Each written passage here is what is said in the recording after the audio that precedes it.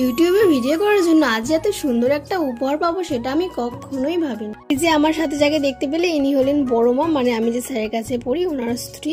চলো এই দিনের পুরো স্টোরিটা তোমাদের সাথে শেয়ার করি। সেমিস্টার এক্সামের পর 2 মাস আমি স্যারের কাছে পড়তে যাই না, এই কদিন আমাকে একজন ভীষণ মিস করেছে। সেটা আর কেউ না, বড় মা। কেননা উনি নাকি আমার ভিডিও দেখতে ভীষণই পছন্দ করে, আর সেই জন্য পড়তে যাওয়ার পরে আজকে ছিল এত আয়োজন। অনেকদিন পরে আমাকে দেখে বড় মা তো খুবই খুশি হয়েছিল। আর বড় মার একটা আবদার ছিল আমরা যেন সকলে চা খেতে খেতে একটা ভিডিও করি আর সেটা যেন পোস্ট করি।